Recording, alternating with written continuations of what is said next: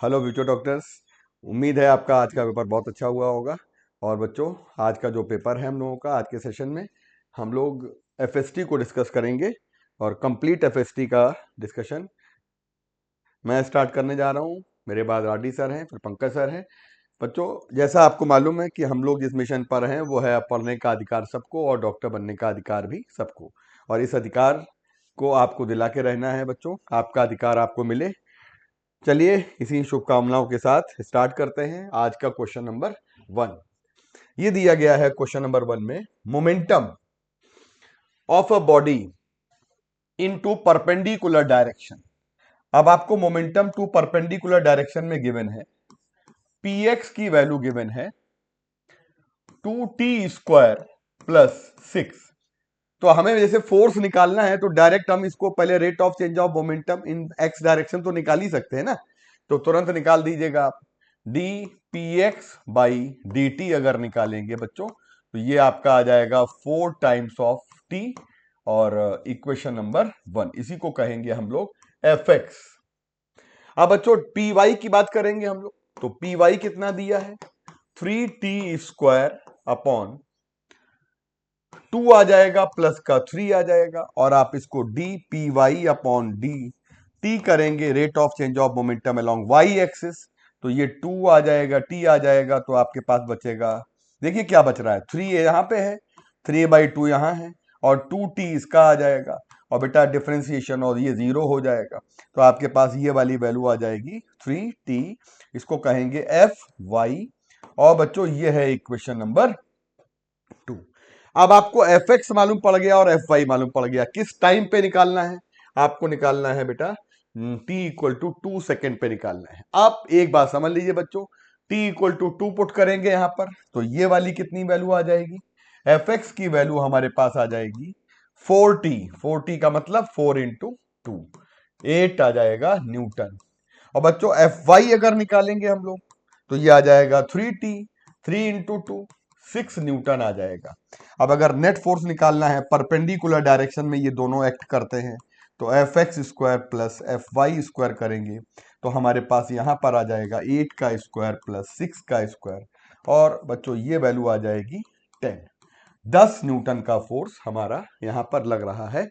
Net force जो लगेगा वो 10 न्यूटन का लगेगा। आइए बच्चों आते हैं हम लोग क्वेश्चन नंबर 2 पे। तो क्वेश्चन नंबर 1 का जो राइट आंसर है वो है 10 न्यूटन।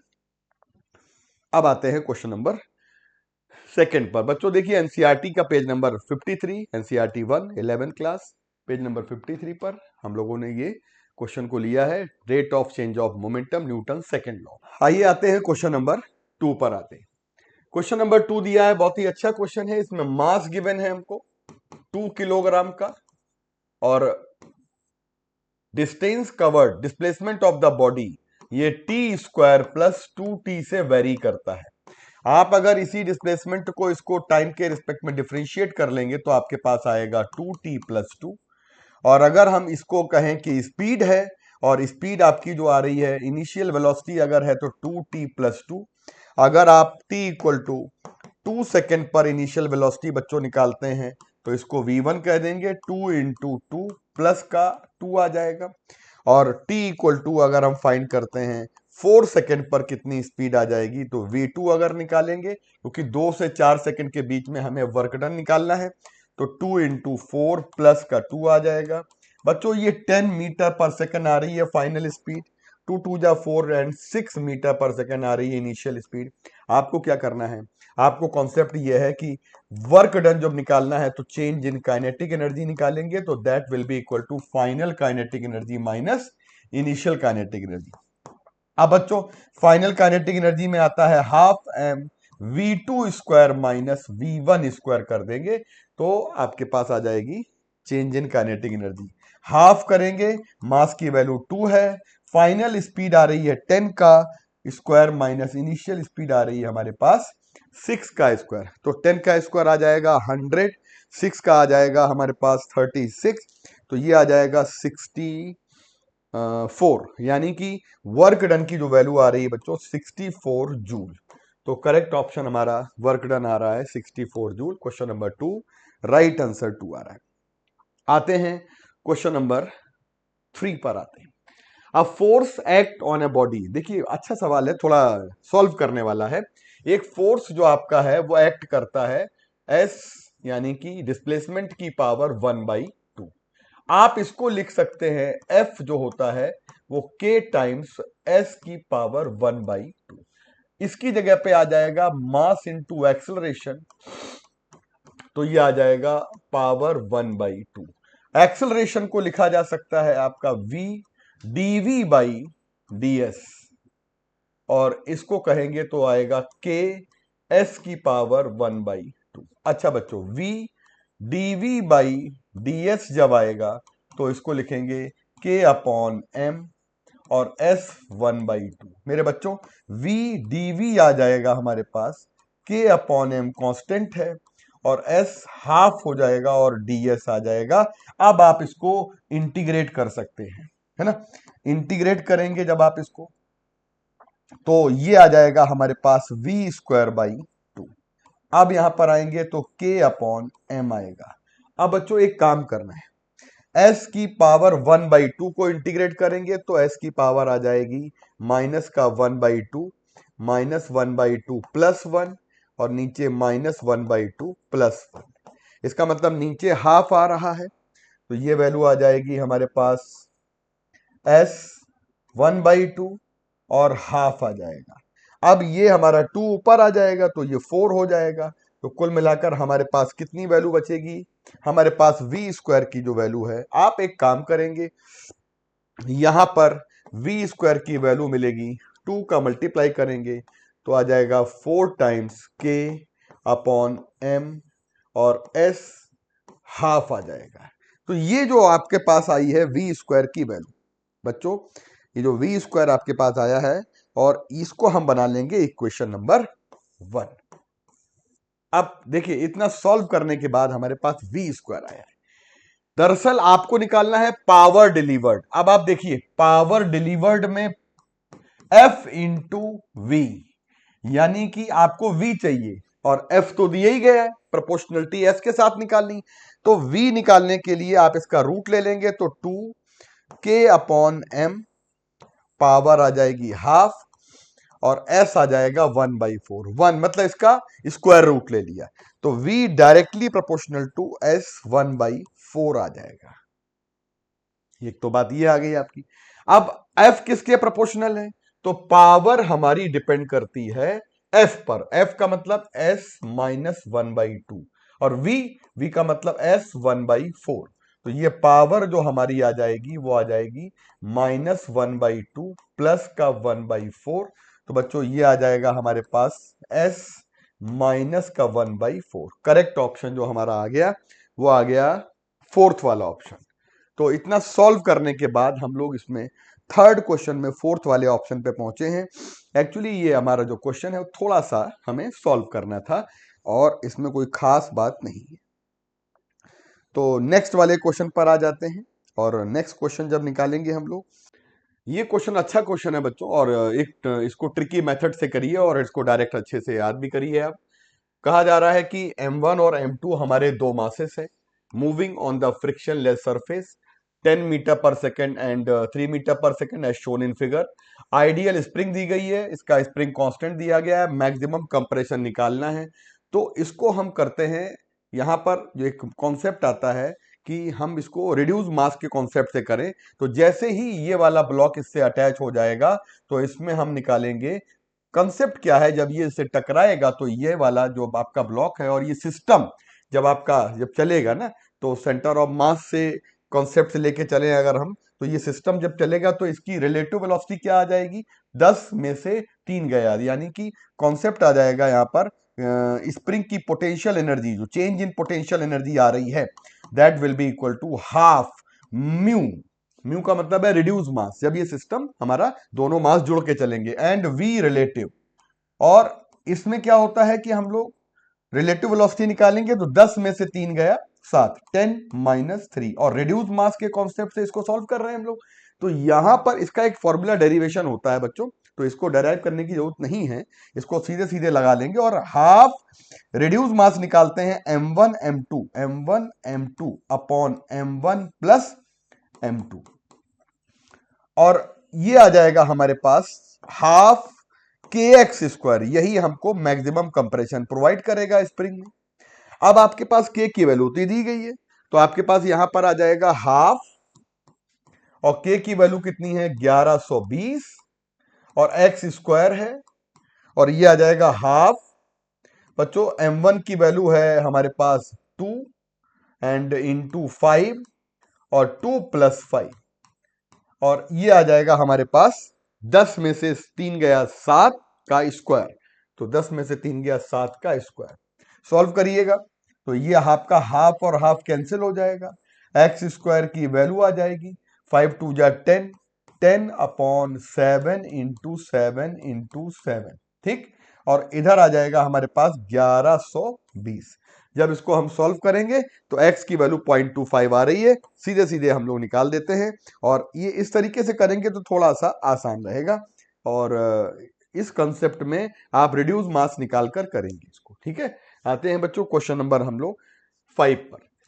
जो क्वेश्चन नंबर 5 है, इस क्वेश्चन नंबर 5 में ये किया गया है, 2 ball are projected from the top of a tower. एक बॉल आपकी ऐसे भेजी जा रही है with the same speed, h height की टार है, और एक बॉल आपकी ऐसे भेजी जा रही है with the same speed, h height की टार है। इसका मतलब हम अगर h हाइट से निकालना चाहें, यहां पर दो इक्वेशन बनानी पड़ेंगी, दोनों बॉल पहुंचती हैं अलग अलग टाइम पर। तो हम लोग यहां पर सेकेंड इक्वेशन लेकर h equal to U T plus half G T square, तो जो हमारी पहली वाली बॉल जो नीचे फेंकी जा रही है यू टी, और टी का मतलब है 2 सेकेंड, पहले वाली जो नीचे वाली है वो 2 सेकेंड लेती है, और ये आ जाएगा हाफ, और ये आ जाएगा 10, और बच्चों यहां बोला है 10 ले लीजिए, और इनटू का 2 स्क्वायर, तो ये आ जाएगा 5, और h इक्वल टू आ जाएगा 2u, प्लस का आ जाएगा कैंसिल है, तो ये 20 आ जाएगी वैल्यू, इक्वेशन नंबर 1। अब हमने क्या किया, u की वैल्यू है ना, और अब दूसरी इक्वेशन कैसे बनानी है। दूसरी इक्वेशन के लिए क्या करना है आपको, दूसरी इक्वेशन के लिए, सेकेंड इक्वेशन के लिए, जब आप लेंगे h जो हमारी हाइट है, और ये ऊपर की डायरेक्शन में है, इसको नीचे डायरेक्शन कर देंगे, तो h माइनस माइनस का यू टी है ना, यू टी, और plus half G T square. तो सेकेंड इक्वेशन के लिए वेलोसिटी कितनी दी गई है, u सेम है माइनस u, और टाइम दिया है 3, और प्लस का आ जाएगा हाफ, और ये आ जाएगा 10 इंटू टी स्क्वायर, यानी कि 3 का स्क्वायर। बच्चों ये आ जाएगा माइनस का 3u, और 2 5 आ जाएगा, और 5 9 5 45 आ जाएगा, ये 45 है इक्वेशन नंबर 2। ये फर्स्ट है और ये सेकेंड है। अब आपको क्या काम है भाई, आप यहां पर इसको किसी तरीके से इसको u गायब करिए। तो u गायब करने के लिए एक काम करते हैं, इसमें 3 का मल्टीप्लाई, इसमें 1 का 2 का, तो 3h, 3 2 जा 6u प्लस 60 आएगा इक्वेशन नंबर 1, और नीचे वाले में 2 का मल्टीप्लाई 2h माइनस का 6, 2 का मल्टीप्लाई करेंगे 6u, और 90 आ जाएगा इक्वेशन नंबर 2। दोनों को जोड़ देंगे, ऐड कर देंगे, ये कैंसिल हो जाएगा, 5h इक्वल टू आ जाएगा 150, तो h की वैल्यू आ जाएगी हमारे पास 30 मीटर, आंसर आ जाएगा 30 मीटर। थोड़ा सा बनाना है इक्वेशन, और कोई ऐसी बड़ी बात नहीं है, तो 30 मीटर हमारा 5 नंबर क्वेश्चन का राइट आंसर है। अब आते हैं क्वेश्चन नंबर हम लोग 6 पर आते हैं। बच्चों जैसा कि क्वेश्चन नंबर 6 में कह रहा है कि इनमें से कौन सा नॉट करेक्ट है। नॉट करेक्ट का मतलब हो गया है कि करंट हमारी vector is a vector, is a vector, यानी ये तो गलत है ना, नॉट करेक्ट है, तो यही तो आंसर आना चाहिए, है ना। तो 6 वाले का आंसर आ जाएगा पहला वाला। और इलेक्ट्रिक करंट डेंसिटी वेक्टर होती, करंट डेंसिटी वेक्टर होती, तो ये यस करेक्ट है, वो नॉट करेक्ट है, तो 6 का फर्स्ट ऑप्शन आ जाएगा। बच्चों आ जाते हैं क्वेश्चन नंबर, देख लीजिएगा, अच्छा क्वेश्चन है, पहले से डायग्राम हमने बना लिया है इसका। दरअसल a particle of mass m release from the top, hemisphere के टॉप से पार्टिकल को छोड़ दिया जाता है। अब इसकी टेंडेंसी इधर ही तो है, रेडियस r, तो ये भी तो r है और ये भी r है।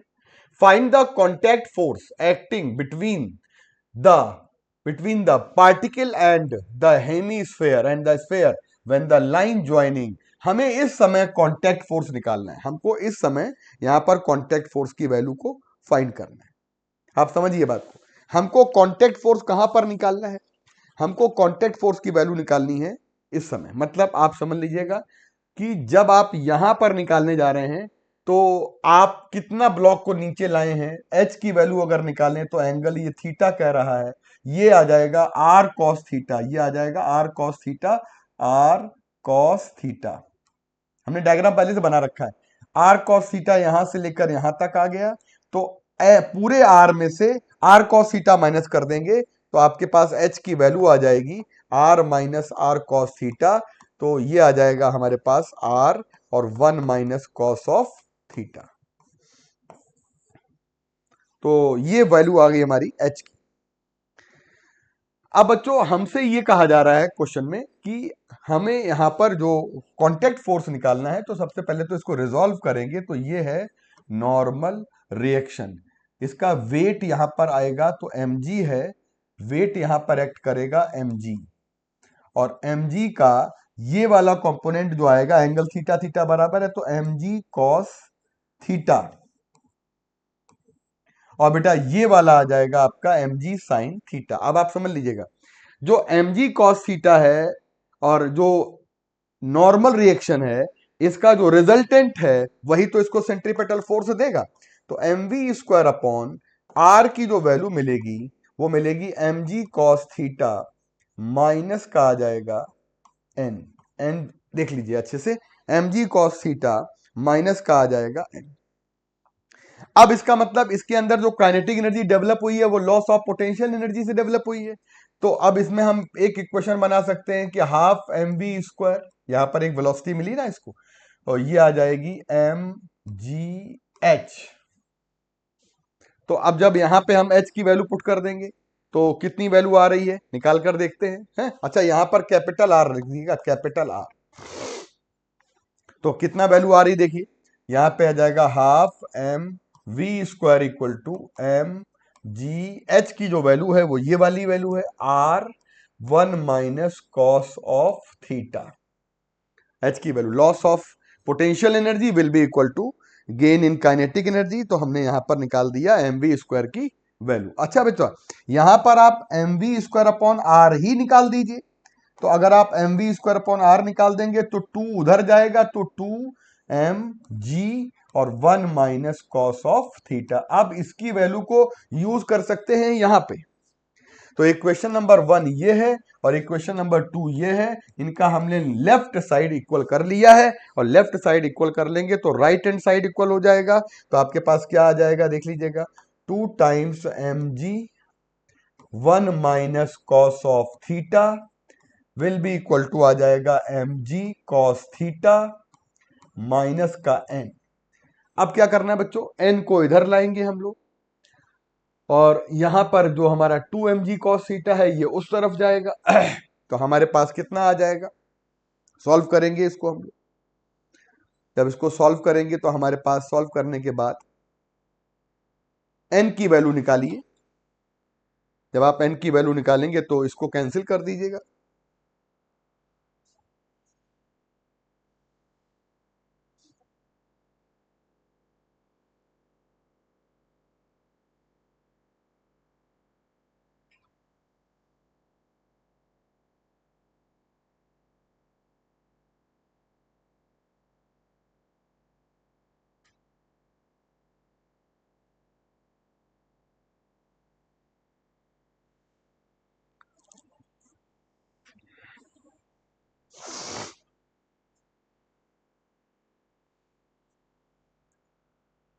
तो बच्चों निकालिए इसमें एम की वैल्यू। तो जब हम निकालेंगे यहां पर तो 2 M G minus 2 M G cos theta, ये वाला आपका उधर जाएगा तो 3 एम जी हो जाएगा, equal to M G right, और ये आ जाएगा कॉस थीटा माइनस एन। अब एन को इधर ले आओ, बाकी सब उधर ले जाओ, ठीक। तो आपके पास कितना आ जाएगा 3 एम जी कॉस थीटा, तो यहां पर लिख दे रहे हैं N equal to 3 M G cos theta. Minus का 2 mg। तो mg चाहे तो कॉमन ले लें आप, तो आपके पास आ जाएगा 3 cos θ -2। तो mg कॉमन ले लेंगे तो 3 cos θ -2। देख लीजिएगा, यहां पर हम लोग क्या कॉमन ले लेंगे, mg कॉमन ले लेंगे, तो आपके पास आ जाएगा 3 cos θ -2।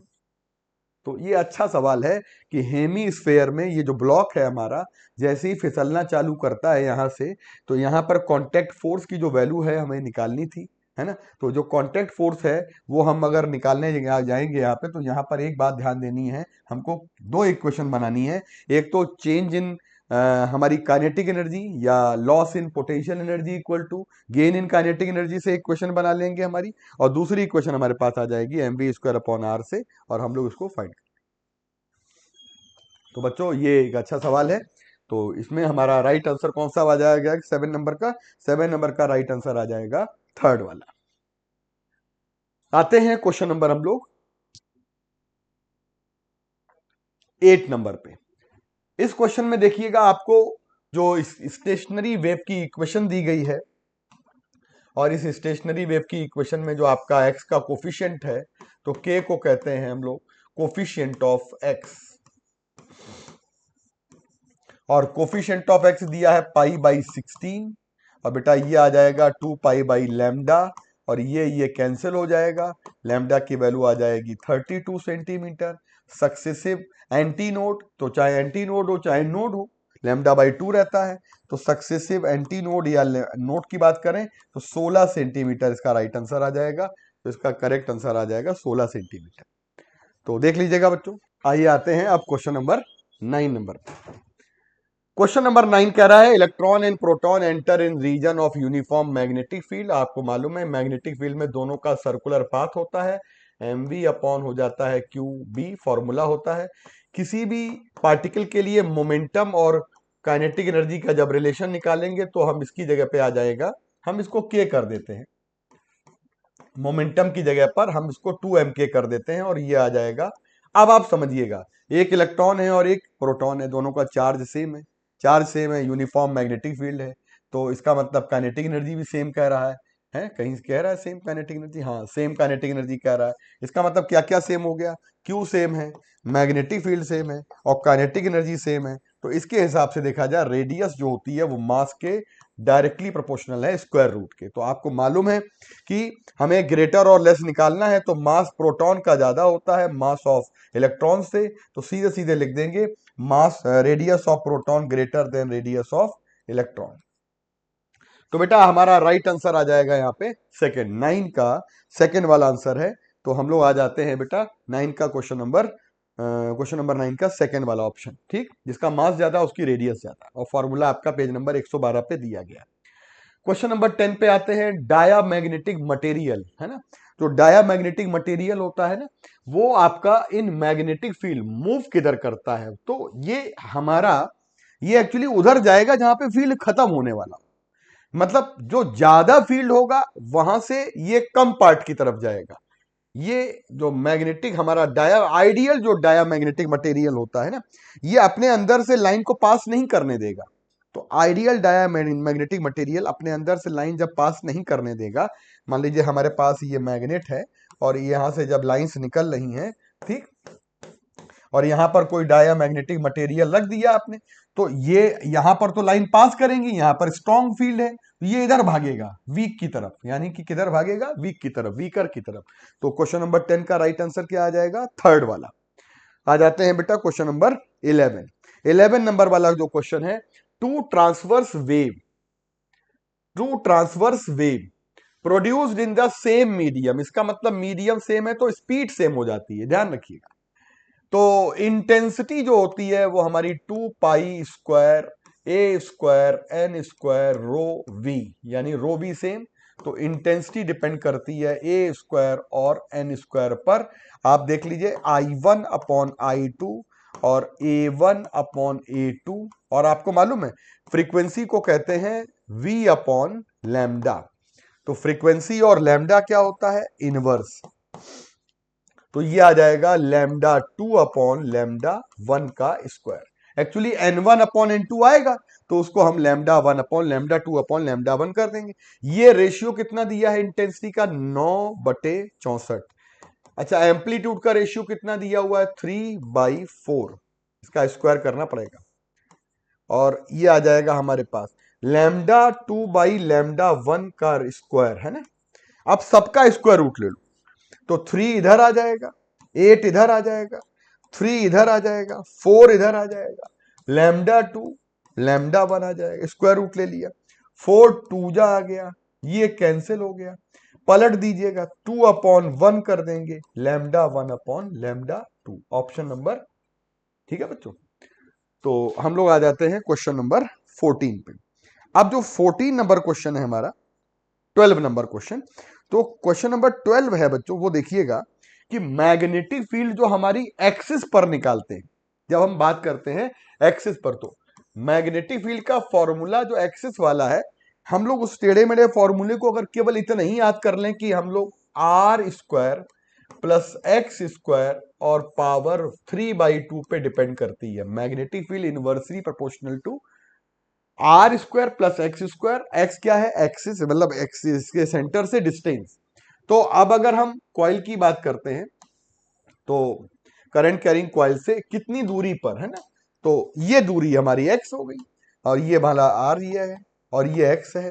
तो इन्होंने क्या कहा है, सबसे पहले सेंटर की बात करेंगे, तो एक पॉइंट हो गया सेंटर, तो सेंटर की बात करेंगे, और दूसरा आ जाएगा पॉइंट P, एक्सिस पे बात करेंगे, है ना, तो एक्सिस पे बात करेंगे, तो ये आ जाएगा एक्सिस पर कितनी दूरी है, 3r की डिस्टेंस पर निकालना है, तो इसको उल्टा कर लेंगे। जब सेंटर की बात करेंगे तो केवल r² प्लस x 0 रहेगा, होल पावर 3/2 रहेगी, पलट देंगे हम लोग, तो एक्सिस पे कितना हो जाएगा, r² प्लस x की जगह पे कितना हो जाएगा, 3r का होल स्क्वायर, और होल पावर कितनी आ जाएगी, 3/2।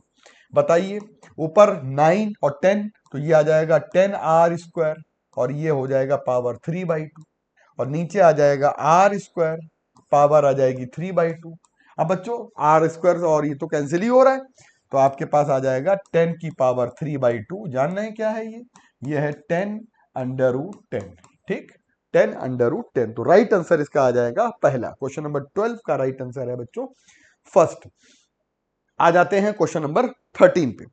तो 13 क्वेश्चन जो है, देखिए हमने जो आपको बताया ना, ये फॉर्मूला जो है हमारा, इस फॉर्मूले का जो ये वाला पार्ट है, इसको अगर ये इतना सा ही याद कर लीजिए, और याद तो है ही आपको, लेकिन हम रेशियो निकालने के लिए एक्स की वैल्यू चेंज कर रहे हैं केवल। आइए, मतलब आपको इस वाले सवाल में कहा जा रहा है कि ये फ्रीक्वेंसी अलग है, फोटोइलेक्ट्रिक सेल के लिए ये अलग है, ये अलग है, सबसे ज्यादा फ्रीक्वेंसी इसकी है, सबसे कम इसकी है, तो ये तो सही हो गया, और सबसे ज्यादा करंट ये, फिर ये कम होती जा रही है, तो ये भी सही हो गया। इंटेंसिटी 3 की लेस देन, ये तो गलत हो गया, 3 वाले की ज्यादा और 2 वाले की और कम, 1 वाले की और कम। रिटार्डिंग पोटेंशियल 3 वाले का ज्यादा है कि कम है, बिल्कुल सही है, तो आंसर कौन सा सही हो जाएगा, पहला और तीसरा करेक्ट आंसर है। बात समझिएगा बच्चे, आधे लोग क्या करते हैं कि ये करते हैं कि जो पोटेंशियल हमारा ये वाला है, जैसे -10 और -7 -2, तो कौन सा वाला बड़ा है, यार बड़ा यही है, माइनस तो उसका नेचर है ना। तो आंसर आ जाएगा हमारा थर्ड, क्वेश्चन नंबर 13 का थर्ड वाला आंसर बच्चों सही आंसर है।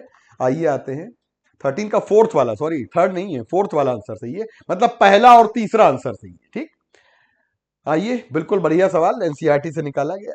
आइए क्वेश्चन नंबर हम लोग आ जाते हैं, जब डायोड को कर देते हैं हम लोग रिवर्स बाइज, इसका मतलब ये रिवर्स बाइज कर देंगे, इसका रेजिस्टेंस इनफाइनाइट, इसका रेजिस्टेंस इनफाइनाइट, तो करंट जाने का रास्ता कौन सा हुआ, ये और ये 10 20 10 कितना 40 हो गया।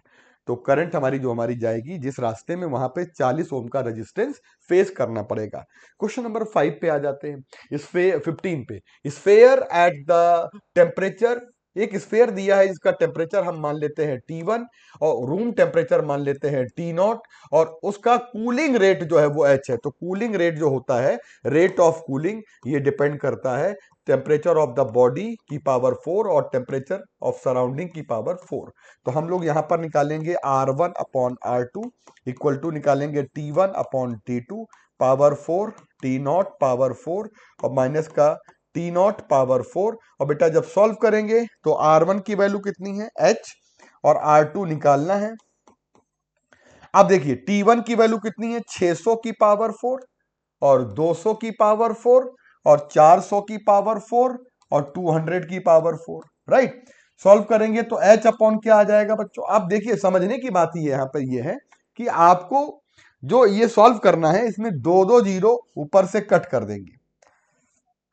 तो 6 की पावर 4, 2 की पावर 4 एंड 4 की पावर 4 और 2 की पावर 4, मेथड यही कहता है। अब 2 की पावर 4 कॉमन ले लेंगे तो यहां बचेगा 3 की पावर 4 -1 और ये बचेगा 2 की पावर 4 -1, ये 81 -1 और ये 16 -1, 80 और 15 बचेगा। तो h इक्वल टू आ जाएगा हमारे पास 80 ऊपर और 15 नीचे, 5 से डिवाइड कर दीजिएंगे हम लोग तो ये आ जाएगा हमारे पास 16/3। तो 3h अपॉन 16, R3 की वैल्यू आ रही है 3h अपॉन 16, R3 की वैल्यू आ रही है 3h अपॉन 16। ठीक है बच्चों, तो रेट ऑफ कूलिंग हमारा जो है वो 3h अपॉन 16 है, यानी कि 15 नंबर क्वेश्चन का राइट आंसर आ रहा है बच्चों पहला वाला। इतने सारे क्वेश्चन हो गए। अब इसके बाद हम लोग जो है आगे बेटा पंकज सर डिस्कस करेंगे। थैंक यू सो मच बेटा, अच्छे से दीजिए पेपर और बहुत अच्छे से तैयारी करिए। अब टाइम आ गया है अपनी चीजों को समराइज करने का। तो आपसे मेरी एक रिक्वेस्ट ये है कि छोटे छोटे फॉर्मूले आप लिखते जाइए जिसपे आपके क्वेश्चंस आपके गलत हो रहे हैं, क्योंकि वही फॉर्मूले आपके वहां पर हो सकता है कि गलत होने की संभावना हो, तो वो फिर ना हो। ठीक, तो एक फॉर्मूला बैंक बनाइए अपने हाथों के द्वारा। थैंक यू सो मच बच्चों, बाय बाय। क्वेश्चन नंबर 16 है बच्चों, equation of continuity statement of the principle of conservation. अविरतता का सिद्धांत निम्न से किसके संरक्षण पर आधारित है। तो ये कौन सा संरक्षण होता है, अविरतता का सिद्धांत।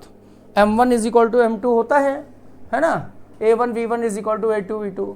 तो ये मास हो गया, इसका आंसर क्या आ गया, principle of conservation of mass पे ये आधारित है, principle of conservation of mass आ गया। ठीक है, नेक्स्ट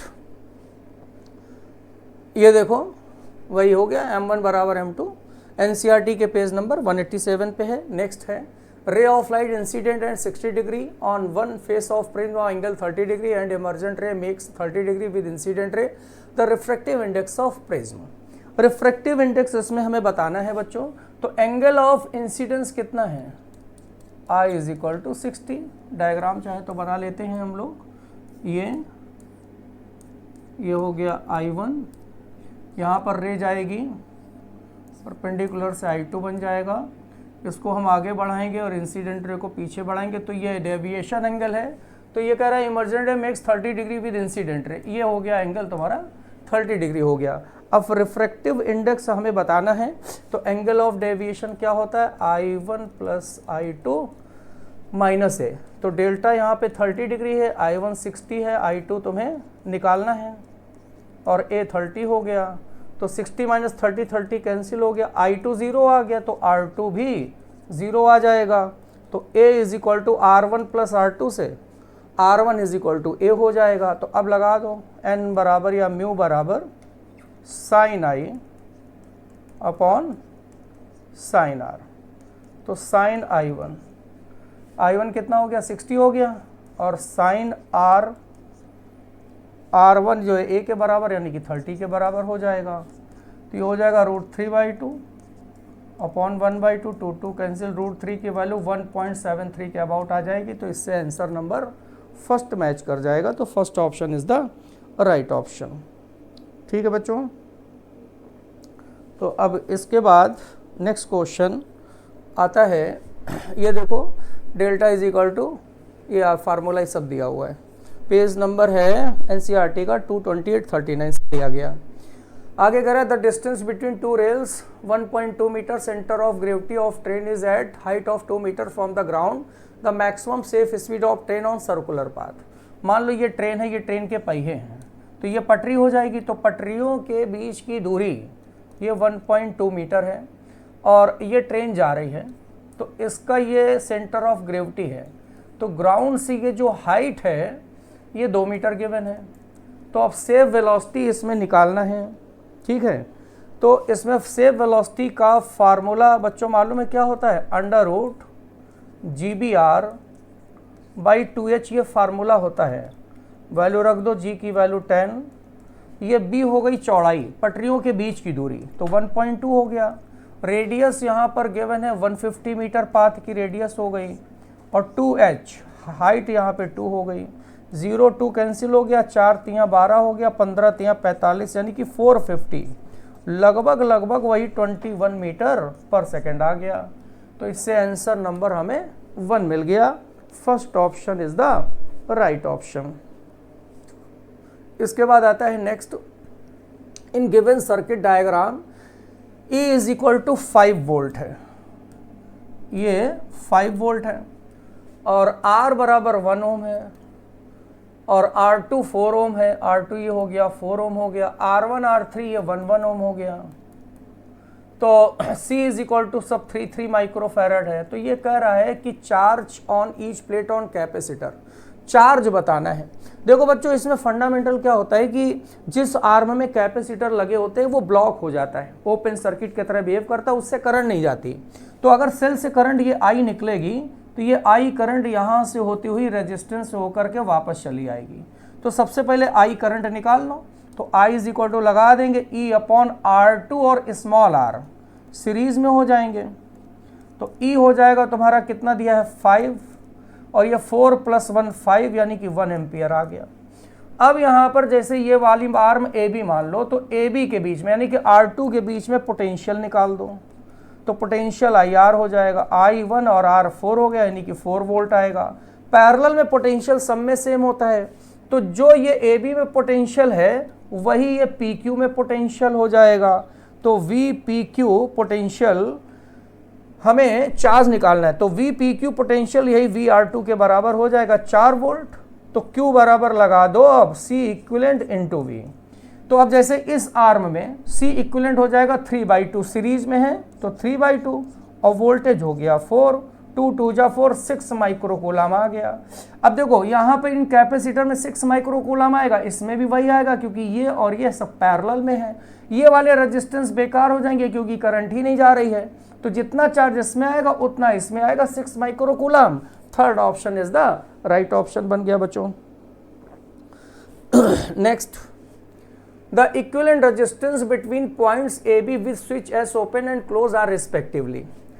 अगर स्विच S ओपन है तो AB के बीच में निकालो। देखो ये A पॉइंट बना लो, तो A पॉइंट से 6 और 12 ये आपस में किस में हो जाएंगे, पैरेलल में हो जाएंगे। और फिर ये पॉइंट जो है यहाँ पर, ये पॉइंट हो गया तुम्हारा C, तो C कॉमन पॉइंट हो गया, ये कॉमन पॉइंट हो गया। उसके बाद 12 और 6 फिर से किस में हो गए, पैरेलल में हो गए। तो ये हो गया 6 12 और ये हो गया 12 6।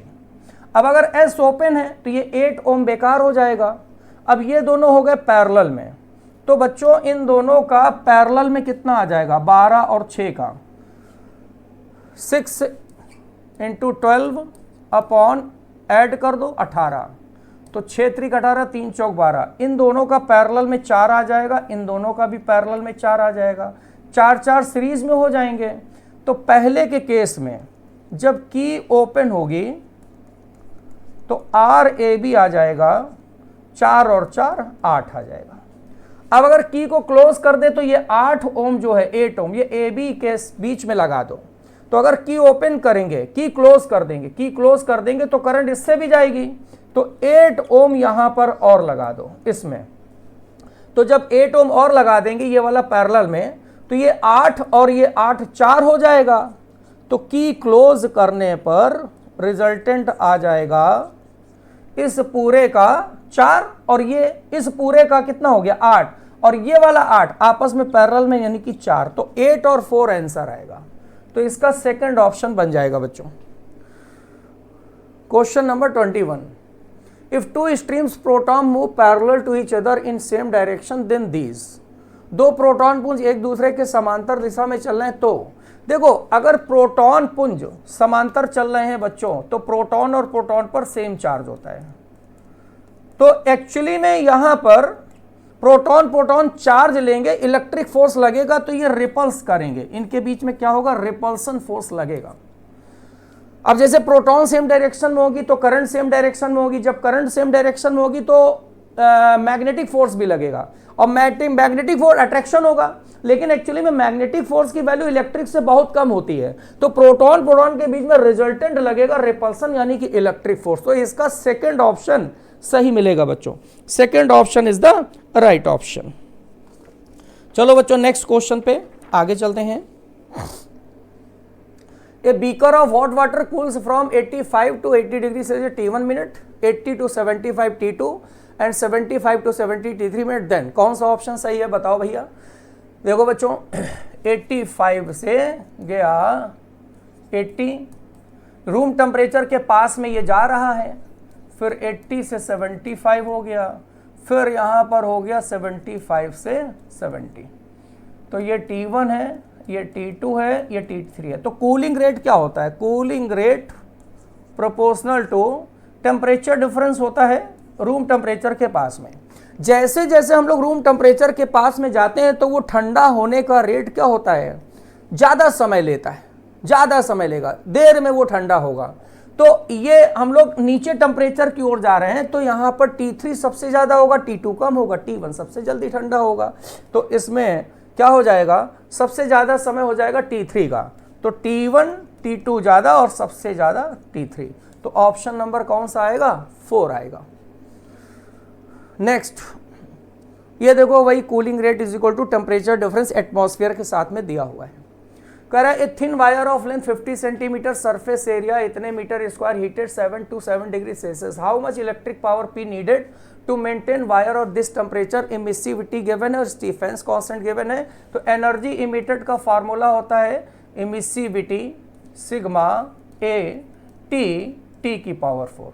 यहाँ पे हमें पावर निकालना है तो ई बाई टी कर दो, तो ई बाई टी किसके बराबर हो गया, पावर, तो इमिसिविटी सिग्मा ए टी की पावर 4 हो जाएगा।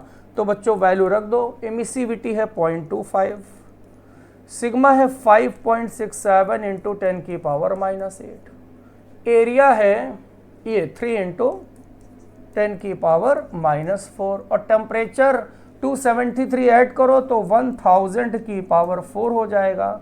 अब इसको बच्चों हम लोग सॉल्व करते हैं, तो भैया ये सॉल्व आप करिए, ये सॉल्व करने पर लगभग आंसर पहला मिल जाएगा, पहला फर्स्ट ऑप्शन 4.2 वॉट के लगभग में ये आंसर हमारा मिल जाएगा बच्चों। नेक्स्ट है ये देखो फार्मूला गिवन है, इसी में रखा गया है, एनसीईआरटी के पेज नंबर 219 से फ्रेम क्वेश्चन है। कह रहा है a wave of frequency 100 travels along string towards fixed end, when this wave travel back after reflection, node is formed distance 10 centimeter from the fixed end। Wave जा रही है आ रही है तो ये नोड बन गए, नोड के बीच की डिस्टेंस हो गई λ/2, ये 10 सेंटीमीटर है तो ये 10 सेंटीमीटर के बराबर हो गया, तो यहाँ से λ आ गया 20 सेंटीमीटर या 0.2 मीटर आ गया। अब यहाँ पे हमें स्पीड निकालना है, v इज इक्वल टू बच्चों एल लैम्डा लगा दो, तो n की वैल्यू 100 हर्ट्ज है, लैम्डा 0.2 है, ये आ जाएगा 20 मीटर पर सेकेंड।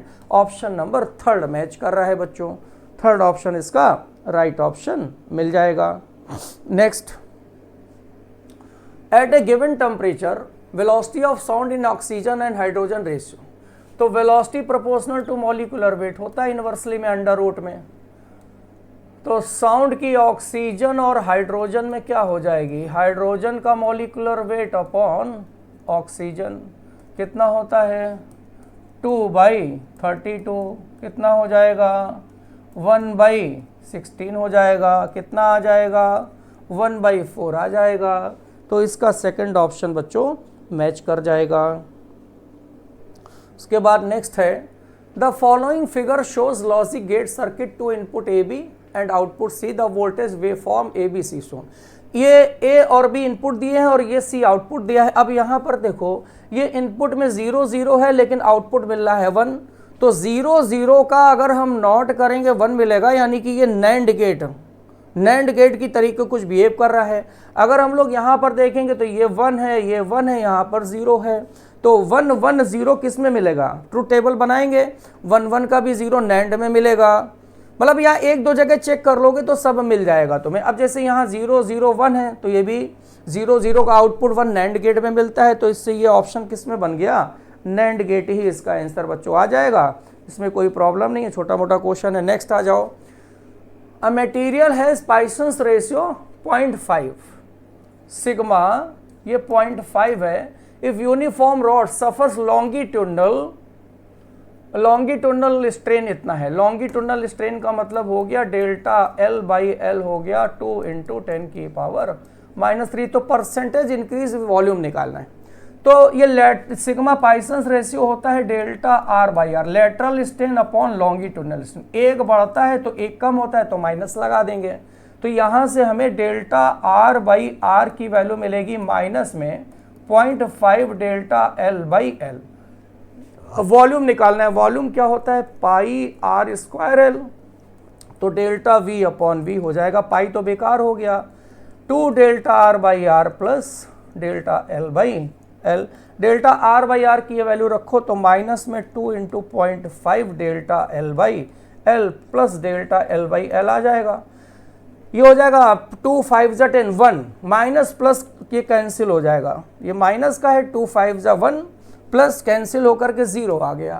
तो इसका आंसर आ गया 0%। नेक्स्ट देखते हैं। ये लेटरल स्ट्रेन और देखो पाइसन्स रेशियो पूरा ये आर्टिकल दिया है पेज नंबर 174 पे। इसके बाद है there are 2 sources kept at distance of 2 lambda, a large screen is perpendicular to line joining source, तो number of maximum screen in case. 2 स्रोत 2 लैम्डा दूरी पर रखे गए हैं और एक बड़ा पर्दा स्रोतों को मिलाने वाली रेखा के लंबवत है, तो पर्दे में कितने उच्चिष्ट है, उच्चिष्ट निकालना है। अब देखो x बराबर n लैम्डा होता है, तो n की वैल्यू यहाँ पे 2 है। अब n की जो है वो पॉसिबल वैल्यू लिख लो, तो पॉसिबल इंटीजर्स वैल्यू कितनी हो जाएंगी, -2 से +2, -2 -1 0 1 2, कितने नंबर मिल गए, 5। यानी कि इसमें कितने ये मैक्सिमा हो सकते हैं, 5 मैक्सिमास हो सकते हैं, तो आंसर आ गया। Next, 2 rigid boxes containing different ideal gases are placed on table. Box A contains 1 mole of nitrogen at temperature T0, while box B contains 1 mole of helium, temperature 7/3 T0. The boxes are then put thermal contact with each other and heat flow between them until gas reaches common final temperature. तो final temperature ही हमें बच्चों निकालना है। ये 2 box हो गए, एक में नाइट्रोजन है, डायटोमिक, हीलियम है, मोनोएटॉमिक। दोनों के नंबर ऑफ मोल कितने कितने हैं, 1 मोल लिए गए हैं। इसका टेम्परेचर क्या है, T0 है, और इसका है 7/3 T0। तो अब ये हीट दोनों की पहले निकाल लो और फिर उसके बाद मिक्सचर की हीट निकाल लो। तो पहले हीट निकालेंगे, ये 5/2 डिग्री ऑफ फ्रीडम, ये कितना हो जाएगा, 5/2 हो जाएगा टोटल भाई। ये नाइट्रोजन डायटोमिक गैस है, तो 5/2 म्यू आर टी 1 हो गया, R T0, और प्लस ये मोनोएटॉमिक के लिए 3/2 म्यू आर टी हो जाएगा 1, और R और T की वैल्यू हो जाएगी 7/3 T0। अब इसमें जो टेम्परेचर है मिक्सचर कर देंगे, तो मिक्सचर में हो जाएगा 5/2 म्यू की वैल्यू 1 और प्लस 7/3, और कितना हो जाएगा 5/2, और ये हो जाएगा टेम्परेचर निकालना है ना, ये 3/2 नंबर ऑफ मोल, और RT बाहर ले लो। तो इसको सॉल्व करो तो R तुम्हारा तो कैंसिल हो जाएगा दोनों तरफ से, R कैंसिल हो गया, 5/2 T0 हो गया, 7 5 12 और बटे 2 6 T0 हो गया, 5 3 8 बटे 2 4 T0 40 हो गया। तो यहाँ से T बराबर आ जाएगा 3/2 T0 आ गया। 3/2 T0 किस में आ रहा है, देखो ये थर्ड ऑप्शन हमारा मैच कर रहा है बच्चों। ठीक है, क्वेश्चन नंबर 30। अच्छा ये देखो क्वेश्चन नंबर ये दिया हुआ है पेज नंबर 253 पे NCERT 11th में। इसमें कह रहा है for given uniform square lambda ABCD who centre हो, कौन सा ऑप्शन सही है, IAC और EF के बीच में निकालना है। देखो बच्चों, इसमें यहाँ पर ये AC और EF में अगर O के हम परपेंडिकुलर लाइन ले लेंगे तो इस परपेंडिकुलर लाइन के अबाउट ये दोनों लाइन सिमेट्रिकल हैं बेटा। तो सिमेट्रिकल का मतलब यहाँ पर जो मोमेंट ऑफ इनर्शिया होगा IAC और IEF दोनों बराबर होगा, ज़्यादा दिमाग लगाने की जरूरत नहीं है। ओ के परपेंडिकुलर लाइन ले लो। तो ये और ये लाइन सिमेट्रिकल है। सिमेट्रिकल का मतलब कि मोमेंट ऑफ इनर्शिया सेम है बच्चों। तो बच्चों नमस्कार, जय हिंद। आप सबको बहुत बहुत शुभकामनाएं।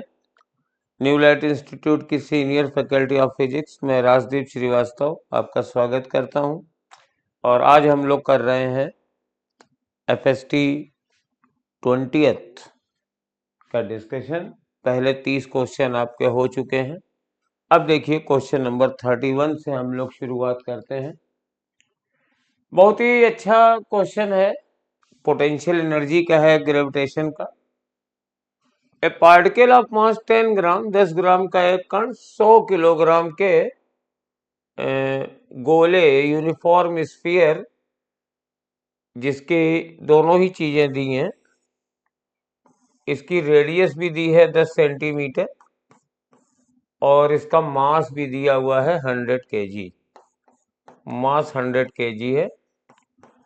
और बेटा इसकी सरफेस पर एक 10 ग्राम का पार्टिकल रखा हुआ है। ये छोटा सा मास है 10 ग्राम का। और कहते हैं कि इसको हम ले जाते हैं कहां पर? बहुत दूर। Find the work done to be done against the gravitational force between them to take the particle far away from the sphere. मतलब फार अवे स्फीयर का मतलब है बहुत दूर ले गए हैं।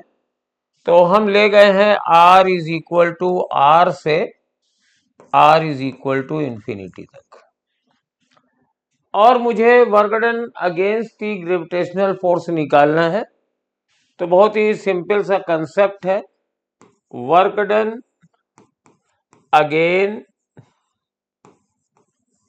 Against the gravitational force GF, gravitational force ये है, is equal to change in gravitational potential energy. तो मतलब हमें इसकी पोटेंशियल एनर्जी इन्फिनिटी पे लिखनी है और फिर हमें इस सरफेस पे लिखनी है, और ये जो चेंज होगा वही वर्क डन होगा। बस अब ये क्वेश्चन कन्वर्ट हो गया है पोटेंशियल एनर्जी निकालने में। और पोटेंशियल एनर्जी आप जानते ही हैं कैसे लिखते हैं। इसकी ग्रेविटेशनल पोटेंशियल एनर्जी इन्फिनिटी पे कितनी हो जाएगी? -g गोले का मास, स्फीयर का मास अपॉन इंफिनिटी, और माइनस माइनस सरफेस पे g mm अपॉन रेडियस। और जब ये टर्म तो जीरो हो जाएगा और ये माइनस माइनस प्लस आ जाएगा, तो g m अपॉन r। और बस अब हमें वैल्यूज रखनी है। जी की वैल्यू दी ही गई है, जनरली दे ही देते हैं। तो 6.67 इंटू 10⁻⁻11 m, यानी स्फीयर का मास ये 100 kg दिया गया है। और 10 ग्राम का पार्टिकल है तो इसका मास हो जाएगा 10 इंटू 10⁻⁻3। और सरफेस इसकी स्फीयर की रेडियस दी है 10 सेंटीमीटर। ये हो जाएगा 10 इंटू 10⁻⁻2। तो सब 10 की पावर्स ही हैं, कैलकुलेशन बहुत कठिन नहीं है। तो 6.67 को ऐसे हम लिख ही देते हैं, 6.67 इंटू 10 की पावर। अब देखिए ये 1000 और 10, ये 10⁻⁻3 से कैंसिल हो गया। और ये 10 इंटू 10⁻⁻2 है तो 10⁻⁻1 बचा, और ये ऊपर जाके +1 हो जाएगा। तो -11 + 1 यानी -10, और आंसर इसका जूल होगा। तो therefore fourth one is the answer. और ये लेवल के हिसाब से बहुत ही इजी क्वेश्चन था। अर्थ के केस में ये सब हम लोग करते ही हैं, इसके वेलोसिटी निकालने में, प्रोजेक्शन में निकालने में। और ये क्वेश्चन उससे कहीं ज्यादा सिंपल था। चलिए नेक्स्ट क्वेश्चन करते हैं। ये ग्रेविटेशनल पोटेंशियल एनर्जी का फॉर्मूला लिखा हुआ है। चलिए, ये बहुत पुराना क्वेश्चन है। कहते हैं x is equal to A square B cube upon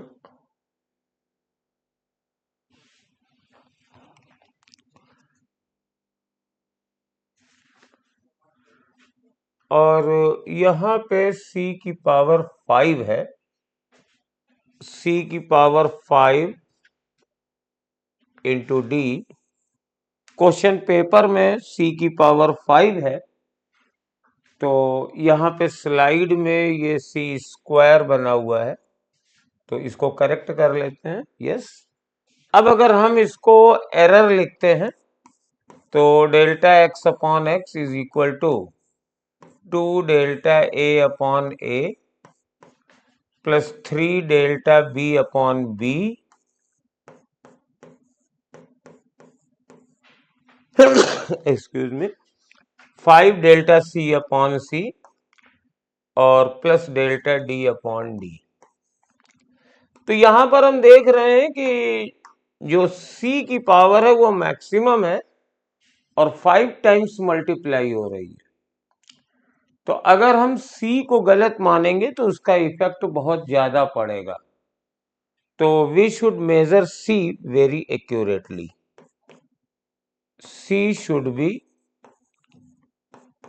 ऐसी बात नहीं है कि सबको एक्यूरेट नापना चाहिए, बट सी का क्वेश्चन का फ्रेम लैंग्वेज ऐसे ही होता है कि किसको सबसे ज्यादा सावधानी से, जैसे क्रिकेट की टीम होती है, सारे बैट्समैन खतरनाक हैं तो सबको बहुत संभल के बॉलिंग करनी होती है, लेकिन जो सबसे खतरनाक बैट्समैन होता है उसके अगेंस्ट स्पेशल करनी पड़ती है।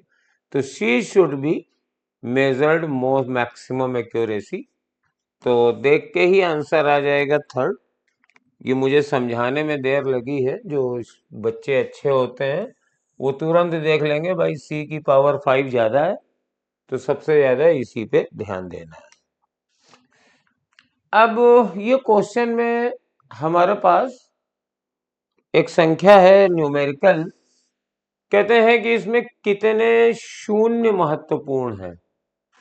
तो महत्वपूर्ण का मतलब ये मान लो सार्थक अंक है, सार्थक है, सिग्निफिकेंट फिगर्स पूछ रहा है। तो हमें दो चीजें मालूम है कि जैसे ये नंबर है 0.01020 इंटू 10 की पावर 4 ऐसे है।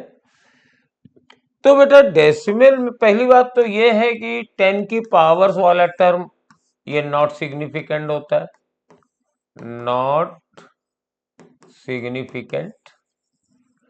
और डेसिमल में इधर वाले सिग्निफिकेंट नहीं है, ये चारों सिग्निफिकेंट है। और ज्यादातर क्वेश्चन ये पूछा जाता है कि कितने सिग्निफिकेंट फिगर्स हैं, तो 4 है। लेकिन यहां पे थोड़ा सा ट्विस्टिंग है, कहते हैं कि कितने जीरो सिग्निफिकेंट है। यानी मैं टोटल 4 नहीं बताना है, मुझे बताना है इतने जो जीरो हैं उसमें कितने जीरो सिग्निफिकेंट है। तो ये दोनों जीरो सिग्निफिकेंट है, ये दो नहीं है, तो आंसर इसका 2 होगा। अगर इस क्वेश्चन में ये कहते कि कुल कितने सिग्निफिकेंट फिगर्स हैं तब आंसर 4 होता, तब हम थर्ड आंसर देते। But question is asking only about number of zeros which are significant, तो that are 2 zeros are significant. चलिए नेक्स्ट, ये पूरी सिग्निफिकेंट फिगर की थ्योरी लिखी हुई है और इसमें ये लिखा है पावर ऑफ 10 इज इररिलेवेंट। तो what ever I have told the concepts in this question, those all are written in the NCERT and from there we have taken this question। तो चलिए नेक्स्ट क्वेश्चन पे चलते हैं। ये बहुत ही simple question है। a plus R is equal to B दिया है, तो vector a plus vector r is equal to vector b।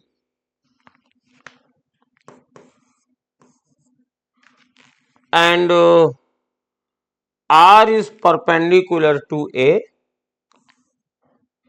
तो ये वेक्टर R है और ये वेक्टर A है, ये वेक्टर A है। R is perpendicular to A और ये मेरे पास ये वेक्टर B आ गया है, ये वेक्टर B है।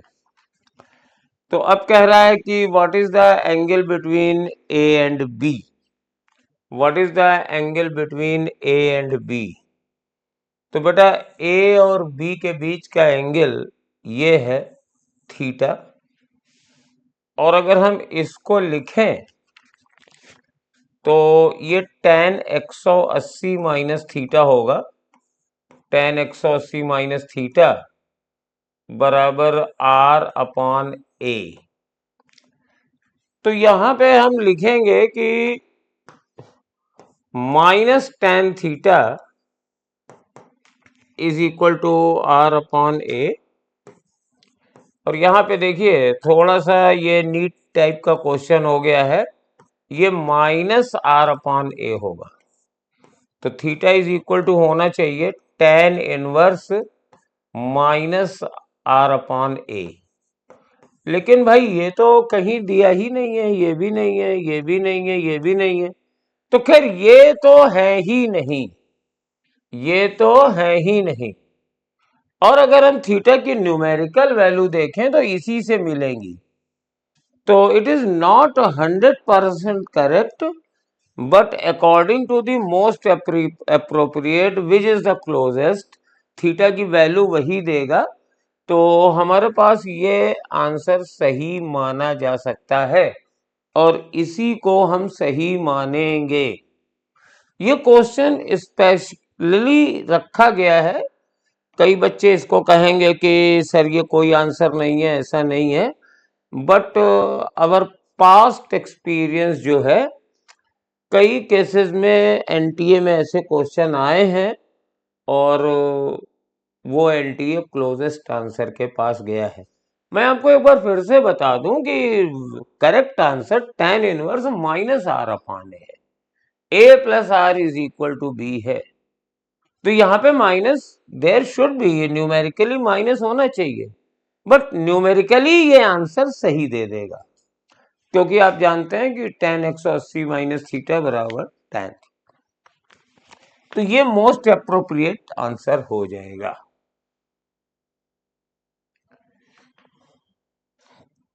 चलिए नेक्स्ट में चलिए, ये बहुत अच्छा क्वेश्चन है। A ball is projected at an angle 60 degree from horizontal with speed 10 metre per second. ये प्रोजेक्टाइल मोशन का क्वेश्चन है। यहाँ पे एक हॉरिजॉन्टल मिरर रखा हुआ है।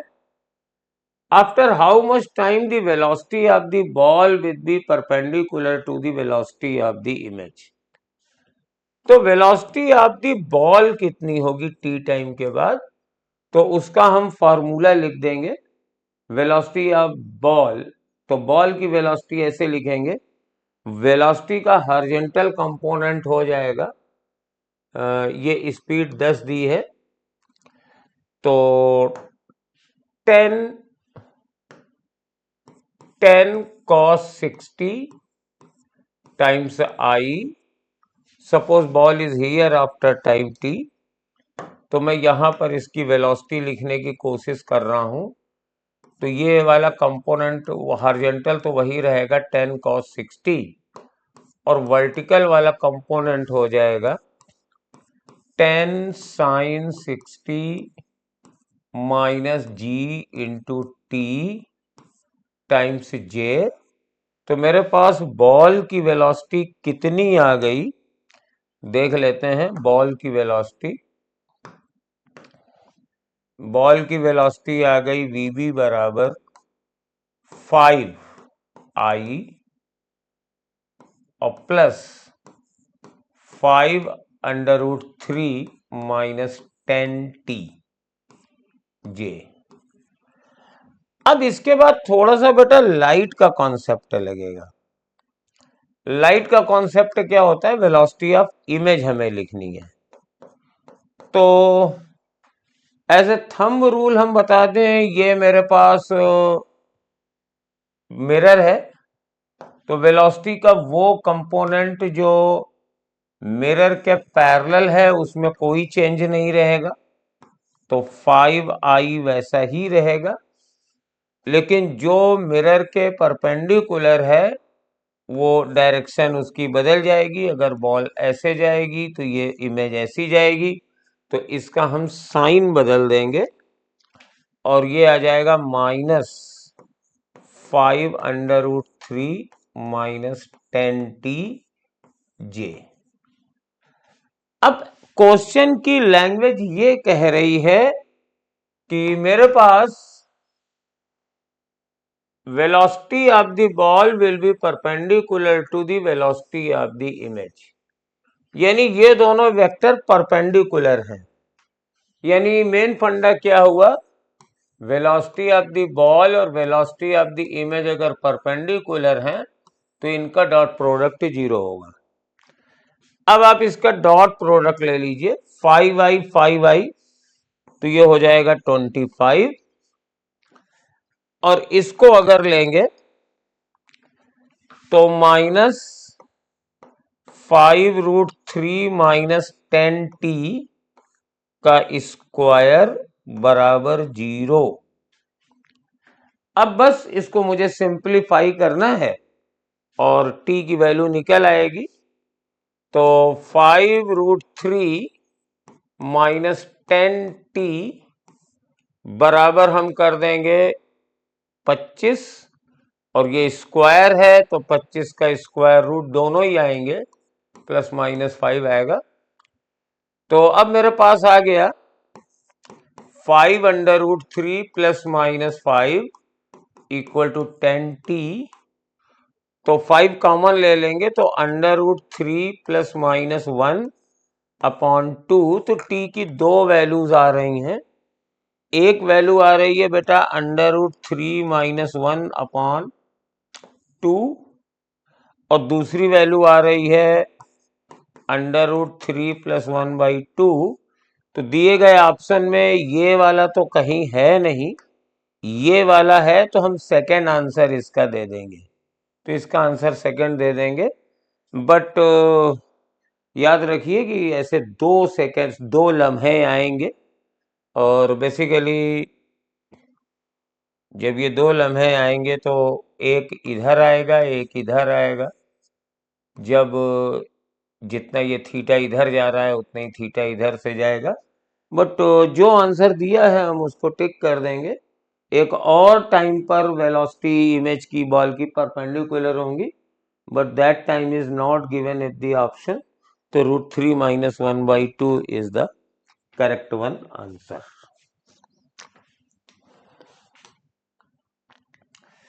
और ये क्वेश्चन नंबर मेरे पास 36 है। देखने में आपको कुछ नया लग रहा होगा, लेकिन है बहुत सिंपल। और ये जो स्मॉल वी है एक्चुअली ये कैपिटल वी है। This is your capital V. ये दिया है P = 1/1 + v/2 का स्क्वायर। स्लाइड्स में अक्सर बनने में थोड़ी बहुत मिसप्रिंट हो जाती है, तो इसलिए हम लोग हमेशा क्वेश्चन पेपर साथ में रखते हैं जिसे मैच करा के सही दे। P प्रेशर है, V वॉल्यूम है। Find out the RMS speed of the gas molecule when gas becomes 4 m³।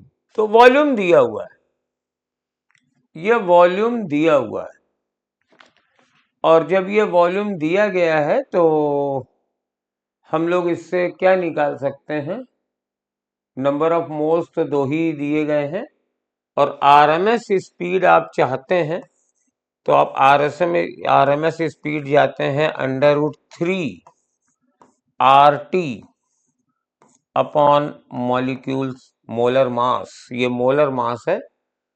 तो RT की वैल्यू हम कैसे निकालेंगे, तो RT की वैल्यू हम गैस इक्वेशन लगा के निकालेंगे। PV = 2RT, PV = 2RT, क्योंकि 2 मोल्स हैं। तो पहले तो यहां प्रेशर निकाल लें। तो प्रेशर बराबर 1/1 प्लस, और ये 4 है तो 4/2 इसका स्क्वायर हो गया, तो 1/1 प्लस 2 स्क्वायर, तो प्रेशर बराबर हो जाएगा 1/5। तो पीवी बराबर कितना हो जाएगा, प्रेशर 1/5 और वॉल्यूम तो 4 है ही है, पीवी बराबर 4/5। तो अब हमें यहाँ पे आरटी चाहिए, तो पीवी है 4/5 बराबर है ये 2 और ये आरटी आ गया, तो आरटी की वैल्यू हो जाएगी 4/10। बस अब आंसर निकल आएगा हमारा। कैसे निकल आएगा, वैल्यू रखेंगे और क्या करेंगे, तो अंडर रूट इधर कर देते हैं, √3 और आरटी की जगह रख देंगे 4/10। और कृपया ध्यान रखें, ऑक्सीजन का मोलर मास चाहिए तो 32 नहीं रखेंगे, 32 इंटू 10⁻³ रखेंगे, क्योंकि मुझे वेलोसिटी मीटर पर सेकंड में चाहिए, तो molar mass should be in KG, और ऑक्सीजन का मोलर मास होता है 32। तो अब इसको हम लोग कैलकुलेट करते हैं, ये 8 हो जाएगा, और देखिए अब इसको सिंप्लीफिकेशन है बस, और ये मेरे पास 3 है, ये 10⁻³ ऊपर 1000 हो जाएगा, और नीचे मेरे पास ये 10 है और इंटू 8 है। अब इसको हम काट देंगे, 125 आ जाएगा, 8 एकम 8 और 2 बचा, 8 दूनी 16, 8 पंजे 20, और इसको फिर हम 5 से अब काट सकते हैं,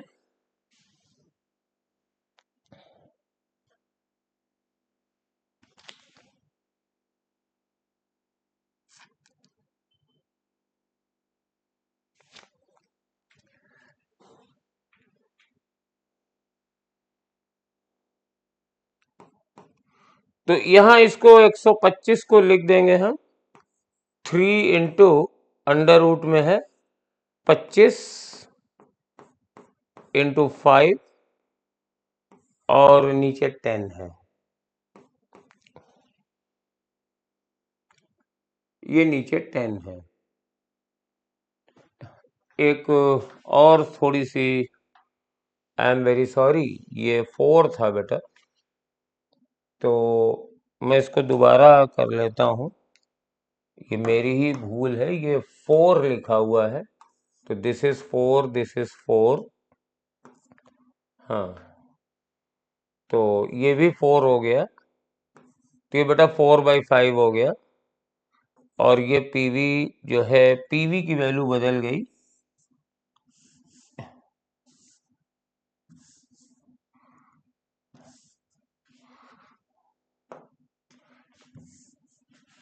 मिट नहीं रहा है, तो क्या किया जाए, चलिए फिर ऐसे मिटाते हैं इसे, हाँ,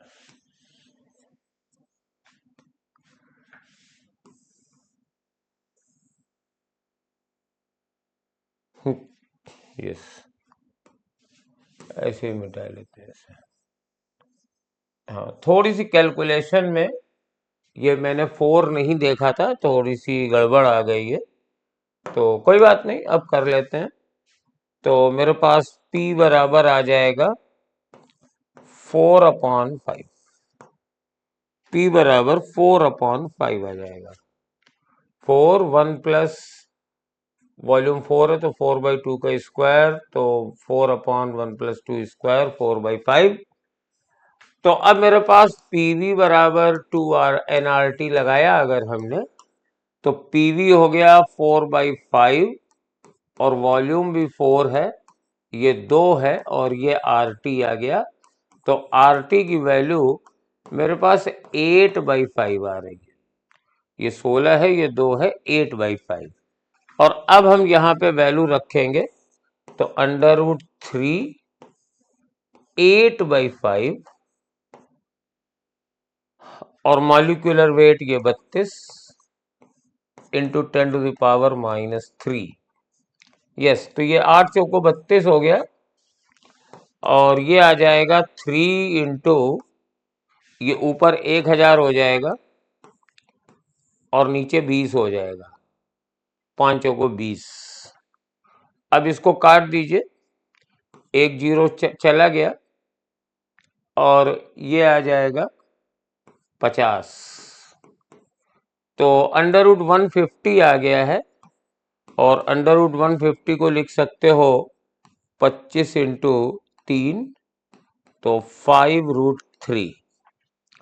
एक छोटी सी 25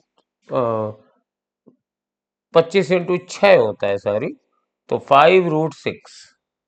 तो एक थोड़ी सी 4 छोड़ने से आंसर नहीं आ रहा था, खैर दैट वाज माय एरर, ये 4 छूट गया था तो मैंने दोबारा कर दिया इसे।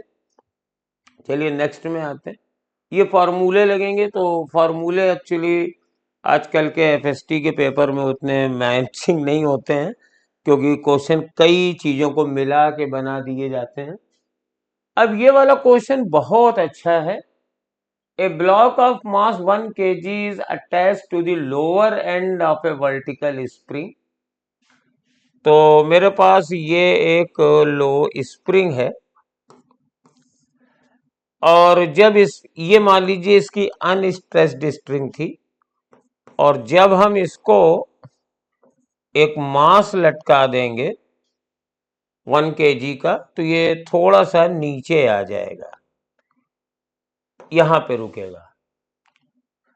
के की वैल्यू दी गई है 200, तो ये मैं एक्सटेंशन लेंथ भी निकाल सकता हूं L, तो 200 इंटू L बराबर 110, 1G मतलब 1 इंटू 10, तो ये L वैल्यू बराबर 10/200 यानी 1/20 मीटर है।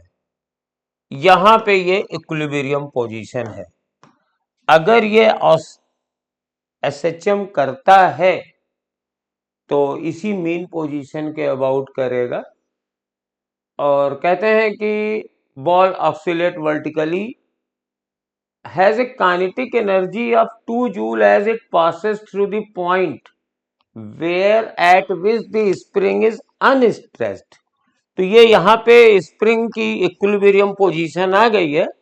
Now I have given some velocity and it is passing, तो कुछ एम्पलीट्यूड होगा वगैरह कुछ होगा। बस इतना मुझे मालूम है कि मैक्सिमम काइनेटिक एनर्जी या मैक्सिमम वेलोसिटी मीन पोजीशन पे होगी, यानी इसी पोजीशन पे होगी। And I have given a velocity, कितनी दी है नहीं मालूम, बट इतनी दी गई है जब हम यहां पे आते हैं इस जगह पर तो इसकी काइनेटिक एनर्जी 2 जूल है। क्योंकि यहाँ पे ये रेस्ट में नहीं आया है, इसका मतलब है हमने और वेलोसिटी दी है, ये रेस्ट पे कहीं और जाकर के आएगा और मुझे यहां पर काइनेटिक एनर्जी निकालनी है। अब इसको करने के दो तरीके हैं, या तो हम एनर्जी कंजर्वेशन लगा देते हैं तो यहाँ की जो काइनेटिक एनर्जी होगी वही मैक्सिमम हो जाएगी, या आप एसएचएम के फंडे लगाओ। यहाँ काइनेटिक एनर्जी 2 जूल है तो कितना और ऊपर जाने पर ये मेरे पास हमारे पास ये काइनेटिक एनर्जी 0 हो जाएगी और उस समय की जो पोटेंशियल एनर्जी होगी और ये सब। तो मैं ऐसा करता हूँ, सीधे सीधे यहाँ पे एनर्जी कंजर्वेशन लगा देता हूँ। तो मैं पहले यहाँ पे लेता हूँ, इस समय स्प्रिंग अनस्ट्रेस्ड है, तो चूंकि यहाँ पे अनस्ट्रेस्ड स्टेट है तो इस कंडीशन पे स्प्रिंग की पोटेंशियल एनर्जी 0 है और ग्रेविटेशनल पोटेंशियल एनर्जी भी हम यहाँ 0 मान ले रहे हैं क्योंकि इसी को रेफरेंस पॉइंट मान ले रहे हैं। ग्रेविटेशनल पोटेंशियल एनर्जी का रेफरेंस पॉइंट कहीं भी माना जा सकता है और इस जगह काइनेटिक एनर्जी 2 जूल तो दी ही गई। तो अगर हम इस पोजीशन ए पर जब स्प्रिंग अनस्ट्रेस्ड है एक कंजर्वेशन एनर्जी लिखेंगे तो यूएस 0 हो जाएगा, ग्रेविटेशनल पोटेंशियल एनर्जी 0 हो जाएगी और काइनेटिक एनर्जी 2 जूल हो जाएगी। और जब ये ऊपर जाके यहां से फिर नीचे आएगी तो यहां की काइनेटिक एनर्जी सब कुछ निकलते हैं। ये स्ट्रेस्ड कितनी है, एल स्ट्रेस्ड है, तो यहां पे कुछ पोटेंशियल एनर्जी हो जाएगी, तो हाफ के की वैल्यू 200 और ये लेंथ है 1/20, तो 1/20 का स्क्वायर हो गया। और माइनस ग्रेविटेशनल पोटेंशियल एनर्जी मैंने यहां 0 मानी थी, तो नीचे जाने पर पोटेंशियल एनर्जी कम होगी, तो माइनस एम जी की वैल्यू 10, और कितना नीचे आ गया, एल नीचे आ गया, यानी 1/20, और प्लस यहाँ की काइनेटिक एनर्जी तो हमको निकालनी ही है। अब बस इसको कुछ नहीं करना है, अब मुझे इसको सिंप्लीफाई करना है। तो देखिए ये तो 2 बना, इसको मैं करता हूं, ये मेरे पास 1/20 का स्क्वायर है, तो ये 1/400 बनेगा, ये 1/20 का स्क्वायर 1/400 बनेगा, और ऊपर 200 है और नीचे 2 है, ये 2 भी है, तो ये 100 हो गया, तो ये 1/4 आ गया, ये वाला टर्म पहला वाला 1/, ये तो 2 हुआ बराबर, ये वाला टर्म 1/4 आ गया, और माइनस ये 1/2 है, ये 1/2 है, और ये प्लस के हो गया, तो काइनेटिक एनर्जी कितनी हुई, 2 - 1/4 + 1/2, और जब इसको कैलकुलेट करेंगे तो -1/4 और +1/2 होता है 2 + 1/4, तो ये आ जाएगा 2.25, तो third one is the answer. Very fundamental question जिसमें डायरेक्ट फॉर्मूले नहीं लग रहे हैं, और इस टाइप के क्वेश्चंस करने की प्रैक्टिस करिए। From new light we are giving you the same concept but difficult some questions, थोड़े से नए, जिससे आप कंसेप्ट अप्लाई कर सकें। ये भी क्वेश्चन एक नया है, कहते हैं कि एक पॉइंट चार्ज है, देख लीजिए, पढ़ लीजिए पहले, ये पॉइंट चार्ज है Q, और बस एक ही चार्ज है, रेगुलर हेक्सागन है, वर्टेक्स है, और एक दूसरे चार्ज को C से E ले जाते हैं, यहां से दूसरे चार्ज को C से E ले जाते हैं, वो चार्ज है Q, तो वर्क डन कितना हो जाएगा, charge into potential at E minus potential at C, electrostatic का फॉर्मूला है, वर्क डन बराबर Q डेल्टा V। अब पोटेंशियल किसकी वजह से होगा, इस Q चार्ज की वजह से, और चार्ज की वजह से पोटेंशियल होता है KQ/R, तो C पर पोटेंशियल और E पर पोटेंशियल बराबर होंगे, क्योंकि चार्ज वही है और सिमेट्री से ये दोनों डिस्टेंस भी बराबर है, यानी C और E का पोटेंशियल बराबर होगा, यानी ये डिफरेंस 0 होगा, तो वर्क डन भी 0 होगा। वैसे एक बहुत ही बेहूदी सी बात आपको बताएं, मैंने ये ऑब्जर्व किया है कि अगर नीट या CBSE के किसी भी पेपर में कोई आंसर 0 होता है तो 90% वही आंसर आ जाता है। तो हालांकि ये सही नहीं होता है हमेशा, बट कई बार सही भी होता है, और इसमें इस फंडे का नहीं लगाइए, बहुत ही ऑब्वियस है कि C और E पर पोटेंशियल 0 है, तो देयरफॉर वर्क डन 0 हो जाएगा। चलिए नेक्स्ट क्वेश्चन पे आते हैं, ये रिजॉल्विंग पावर का क्वेश्चन है, और सबसे पहले हम आपको ये बता दें कि क्या होती है रिजॉल्विंग पावर, या जो डिस्टेंस होती है वो होती है रिजॉल्विंग लिमिट बराबर 1.22 lambda upon 2d sine alpha. अब है क्या, lambda is the wavelength of light है जो आप यूज कर रहे हैं, और 1.22 एक कांस्टेंट है, और डी जो है ये जैसे ऑब्जेक्टिव लेंथ है तो इसका ये डायमीटर होता है, और जैसे ये ऑब्जेक्ट है तो ये एंगल अल्फा है, ये एंगल अल्फा है। तो पहले जब हम देख रहे थे तो 2 points separated by a distance of 0.1 mm is just resolved by a microscope when a wavelength of light is 6000 angstrom।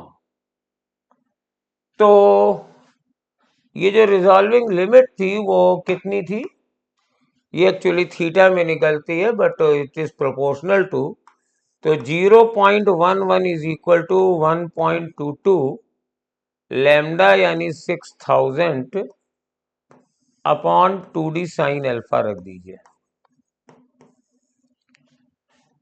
अब इसके बाद इसको इमर्स कर दिया गया इस रिफ्रैक्टिव इंडेक्स में, तो नई रिजॉल्विंग डिस्टेंस हो जाएगी डेल्टा एक्स बराबर 1.22, वेवलेंथ हम वही यूज कर रहे हैं, अपॉन 2d साइन अल्फा भी वही रहेगा, लेकिन यहां पर फॉर्मूले में ये 4/3 आ जाएगा, ये 4/3 आ जाएगा। अब ये कितना होगा, तो मैं ऐसा करता हूं कि 1.22 इंटू 6000 2d साइन अल्फा की जगह पे मैं वही रख देता हूं 0.1, क्योंकि पहले ये 0.1 थी और नीचे 4/3 है, तो ये आ जाएगा 0.1 इंटू 3/4। तो इसको लिख दीजिए 3/4 और नीचे 10 आ जाएगा, नीचे 10 आ जाएगा। तो 3/4 कितना होता है, 0.75 होता है। भाग दे के देख लीजिए, ना आता हो तो देख लीजिए भाई, दशमलव लगाएंगे, जीरो बढ़ाएंगे, 30 ये 4 है, तो 4 सतह 28 और ये 2 आएगा 0.75 अपॉन 10 है, तो ये आ जाएगा 0.075 mm, यानी नई रिजॉल्विंग लिमिट 0.075 mm की होगी। गुड, ये क्वेश्चन रखा गया है क्योंकि पुरानी एनसीईआरटी में दिया था, और ऑफ कोर्स आप लोग कह सकते हैं it is not given in new NCERT. हाँ बिल्कुल सही बात है, लेकिन लास्ट ईयर का पेपर और उसके पहले 24 के पेपर में कुछ ऐसे क्वेश्चंस थे जो आए, जैसे मुझे याद है कि एक्सरे कोर्स में नहीं है तो बट ये 23 या 24 में एक्सरे पे क्वेश्चन पूछा गया था, रोलिंग कोर्स में नहीं थी तब भी एक क्वेश्चन पूछा गया था। तो जो क्वेश्चन प्रीवियस पीवाईक्यू में आए हैं उन पर बेस्ड वो क्वेश्चन अभी भी पूछे जा सकते हैं, वो पूछ लेते हैं। इसके पीछे कारण सिर्फ इतना है कि जो पेपर सेटर होता है उसकी मेंटलिटी, उसको पुराने पेपर दिए जाते हैं and he is not worried about course and all that, तो वो रख देता है। अब ये एक बहुत ही सिंपल सा क्वेश्चन है कि सीरीज आरएलसी सर्किट है, AC source was has constant voltage amplitude V naught and a frequency omega मान लीजिए of radian per second, it is missing here, omega is missing here. If capacitor has capacitance C, inductor has inductance L and resistance R, amplitude of the potential difference, तो maximum current कितनी होगी वो निकाल लीजिए, वो हो जाएगी maximum amplitude upon Z. RMS चाहिए तो ये भी आरएमएस लीजिए, एम्पलीट्यूड ऑफ करंट चाहिए तो एम्पलीट्यूड ऑफ वोल्टेज ले लीजिए, और जेड का फॉर्मूला सबको याद होता है, √r² plus omega L -1 upon omega C का स्क्वायर, तो ये I0 हो गया। अब ये साहब सीरीज में है, आर सी एल, इसके अक्रॉस पोटेंशियल डिफरेंस कितना होगा, आई आर, इसमें कितना होगा, आई एक्सी, इसके अक्रॉस हो जाएगा आई एक्सएल। तो मैक्सिमम पोटेंशियल डिफरेंस कैपेसिटर के अक्रॉस कब होगा, एक्सी थोड़ी बदलेगा, आई की मैक्सिमम वैल्यू होगी। तो पोटेंशियल डिफरेंस अक्रॉस कैपेसिटर की एम्पलीट्यूड वैल्यू हो जाएगी कैपेसिटर का रेजिस्टेंस एक्सी यानी 1/ओमेगा सी और मल्टीप्लाइड बाय मैक्सिमम करंट जो आई है V0 √R² plus omega L minus omega C का स्क्वायर। तो फोर्थ वाले आंसर के साथ ये सही जा रहा है। और एक तरीके से ये ओरल क्वेश्चन था, बच्चों ने इसको ऐसे किया होगा, ये सबको याद रहता है, बस इसको 1/XC से मल्टीप्लाई करना था। मुझे समझाना होता है तो देर लगती है। ये फंडा देखिए, मैक्सिमम करंट मैक्सिमम वोल्टेज ये जेड का फॉर्मूला है, फिर एक्सी या एक्सएल बराबर ये दिया हुआ है। ये देखिए इलेक्ट्रोमैग्नेटिक वेव का क्वेश्चन है और काफी अच्छा क्वेश्चन है। तो हम लोग क्या करते हैं कि पहले देखते हैं, electromagnetic wave from air enters a medium, the electric fields are E1 E01 x cap cross, ये सब दिया हुआ है। तो मुझे मालूम है कि जो स्पीड ऑफ लाइट होती है c, वो होती है 1/√, वैक्यूम में एप्सिलॉन 0 और इंटू म्यू 0। ये परमिटिविटी है और ये हमारे पास एप्सिलॉन 0 है और मीडियम नॉन मैग्नेटिक है। तो दोनों ही मीडियम नॉन मैग्नेटिक हैं, तो हम लोग म्यू 0 को इग्नोर कर देंगे।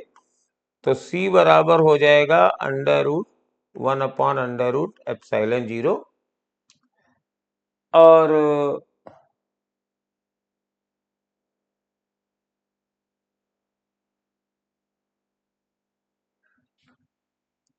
अगर कोई मीडियम है जैसे एयर है तो यहां पे एप्सिलॉन होगा, तो एप्सिलॉन 0 एप्सिलॉन R1 हो जाएगा। एप्सिलॉन बराबर होता है डाइलेक्ट्रिक कांस्टेंट या रिलेटिव परमेबिलिटी इंटू एप्सिलॉन 0। इसके बाद इसमें आइए, और यहां पर ओमेगा है ये c और k है 2, तो इस मीडियम में लाइट की वेलोसिटी है c/2। तो c/2 बराबर 1/, ये मीडियम भी नॉन मैग्नेटिक है तो म्यू को छोड़ देंगे और एप्सिलॉन इसमें हो जाएगा एप्सिलॉन 0 एप्सिलॉन R2। और अब हम क्या करेंगे, बस कुछ करने को बचा नहीं है, हमें epsilon R1 upon epsilon R2 निकालना है। तो देखिए ये c है, ये c/2 है, तो हमने लिखा c/2 और यहां पे c की वैल्यू रख देंगे 1/, एप्सिलॉन 0 एप्सिलॉन R1, नीचे 2 रहेगा और बराबर इधर है 1/, एप्सिलॉन 0 एप्सिलॉन R2। अब देखिए क्या क्या कट गया, एप्सिलॉन 0 कट गया और मुझे निकालना है epsilon R1 upon epsilon R2 calculate करना है। तो ये √1/2 बराबर आ गया √of epsilon R1 upon epsilon R2 और स्क्वायर कर दीजिए तो वो रेशियो प्रॉपर आ जाएगा जो आपको चाहते हैं, epsilon R1 upon epsilon R2। तो यानी ये थर्ड वाले आंसर के साथ हम लोग जाएंगे। और बढ़िया क्वेश्चन था। और इसमें सबसे अच्छा पॉइंट कौन सा था? सबसे अच्छा पॉइंट इसका ये था बेटा, जो दिया गया था कि medium and air are non magnetic.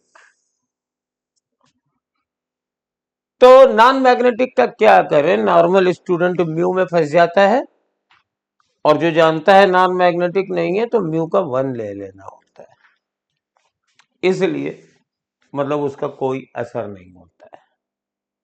ये कंसेप्ट दिए गए हैं, ये फॉर्मूला दिया गया है, इसी पर बेस्ड ये क्वेश्चन बनाया गया था।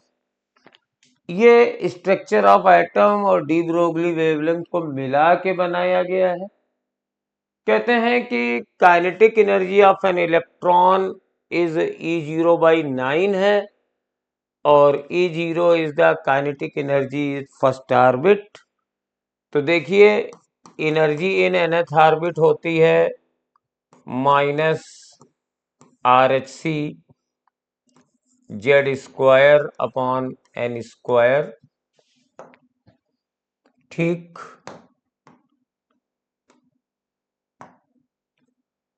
अब हम फॉर्मूला लगाते हैं। काइनेटिक एनर्जी कितनी होती है? इलेक्ट्रॉन की kinetic energy negative of total energy होती है, यानी वो हो जाएगी RHc Z²/n²। अब कहते हैं कि इलेक्ट्रॉन की ग्राउंड स्टेट वाली बोर ऑर्बिट में, और अगर हाइड्रोजन एटम है तो Z भी 1 हो जाएगा, तो ग्राउंड स्टेट में काइनेटिक एनर्जी E0 है, यानी RHc 1² है। और फिर किसी में E0/9 है, तो E0/9 बराबर हो जाएगा RHc 1²/n²। और अगर हम RHc की वैल्यू E0 यहां रख दें तो ये तो टर्म E0 हो जाएगा, तो n बराबर 3 आ जाएगा। n² बराबर 9, n बराबर 3। तो इससे हमने ये पता लगाया कि इलेक्ट्रॉन हाइड्रोजन एटम के थर्ड ऑर्बिट में मूव कर रहा है। अब डी ब्रोगली वेवलेंथ होती है mvr बराबर NH/2π।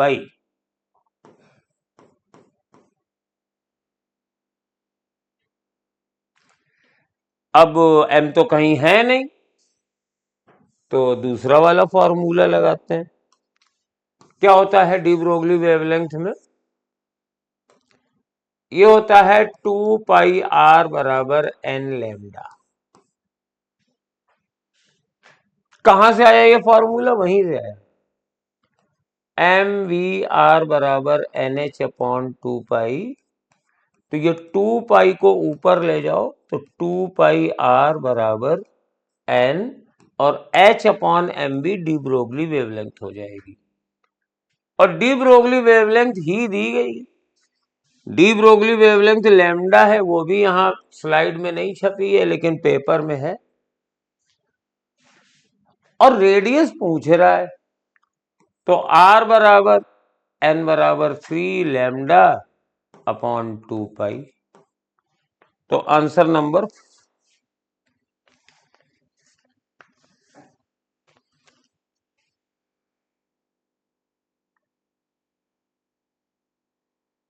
ये 3 λ/2π आएगा आंसर। देख ले, कुछ मैंने गलत निशान लगाया है। हाँ, फोर्थ वाला आएगा, 3 λ/2π आंसर आएगा जो निकला हुआ है। और नाइस क्वेश्चन था, दो क्वेश्चन को मिलाया गया था। चलिए नेक्स्ट क्वेश्चन में आते हैं। ये फर्जी टाइप का क्वेश्चन है। आपको मालूम है कि चाहे छोटा न्यूक्लियस हो चाहे बड़ा न्यूक्लियस हो, डेंसिटी सबकी बराबर रहती है। तो अगर न्यूक्लियस की डेंसिटी रो है तो स्मॉलर डेंसिटी भी रो ही होगी। ये सब बेटा रो है, ये सब रो है, तो आंसर इसका फोर्थ हो जाएगा। इसमें खाली नॉलेज की बात थी, कोई कैलकुलेशन नहीं था। ये भी थ्योरी का क्वेश्चन है। दो फंडे याद रखिए, टेम्परेचर जब बढ़ाएंगे तो वैलेंस बैंड के इलेक्ट्रॉन कंडक्शन बैंड में जाते हैं, तो होल्स भी बढ़ते हैं, इलेक्ट्रॉन्स भी बढ़ते हैं, तो जो चार्ज कैरियर की डेंसिटी है वो बढ़ती है। और जब टेम्परेचर बढ़ता है तो बेटा उनकी मोबिलिटी कम होती है, क्योंकि ड्रिफ्ट वेलोसिटी होती है e upon m into tau. Tau is the relaxation time है, और रिलैक्सेशन टाइम होता है ई अपॉन एम और into mean square path upon drift thermal velocity. तो टेम्परेचर बढ़ाओगे तो थर्मल वेलोसिटी बढ़ेगी, और थर्मल वेलोसिटी अगर बढ़ेगी तो ड्रिफ्ट वेलोसिटी घटेगी, और मोबिलिटी जो होती है वो होती है drift velocity upon electric field. तो आपने टेम्परेचर बढ़ा दिया, ड्रिफ्ट वेलोसिटी कम हो गई, तो मोबिलिटी कम होगी। तो we will go with second option 44। और आज का लास्ट क्वेश्चन ये भी बहुत सिंपल है। मिनिमम और मैक्सिमम वेवलेंथ का रेशियो पूछा है। Electron causes in a Bohr's hydrogen atom is, electron is the exciting in 1। तो डी एक्साइटिंग इन 1 का मतलब है इलेक्ट्रॉन पहले एक्साइट था। कहां एक्साइट था? तो 2 से 1 में आ सकता है, 3 से 1 में आ सकता है, 4 से 1 में आ सकता है, और लास्टली इनफाइनाइट स्टेट से 1 में आ सकता है। तो मैक्सिमम वेवलेंथ हमारे पास, मिनिमम वेवलेंथ हमारे पास ये वाली होगी। This is the highest energy gap. तो हमारे पास मिनिमम मेरे पास वेवलेंथ हो जाएगी are Z square 1 upon infinity 1/1 का square minus 1 upon infinity square. तो लेमडा मिनिमम बराबर आ गया मेरे पास 1/r। मैक्सिमम ये वाली वेवलेंथ होगी क्योंकि ये एनर्जी गैप सबसे कम है। तो 1 अपॉन लेमडा मैक्सिमम बराबर आ गया आर जेड स्क्वायर, और 1 upon 1 square minus 1 upon 2 square. तो ये बन जाएगा आर, और ये 1 माइनस 1/4 यानी 3/4 बन गया। तो मैक्सिमम डी ब्रोगली वेवलेंथ हो जाएगी 4/3r। अब मुझे निकालना है कि रेशियो क्या होगा मिनिमम टू मैक्सिमम। तो मिनिमम है 1/r, लेमडा मिनिमम है 1/r, अपॉन लेमडा मैक्सिमम करेंगे तो ये आ जाएगा 4/3r। तो ये r से r तो कैंसिल हो जाएगा, 3 ऊपर चला जाएगा, 3/4 आ गया। तो this is the third answer. आज का पेपर में बहुत टफ क्वेश्चन नहीं थे, सिंपल क्वेश्चन थे। और हमेशा न्यूलाइट की कोशिश इस साल ये है कि क्वेश्चन सिंपल हो, कंसेप्चुअल हो, आपका ज्ञान बढ़े, लेकिन क्वेश्चन नए हो जिसकी आपकी एप्लीकेशन क्वालिटी बढ़े, एप्लीकेशन की आदत बढ़े। तो if you have any query no doubt comment करिएगा, हम लोग जरूर आंसर देंगे। Wish you all the best for next year exams. Thank you.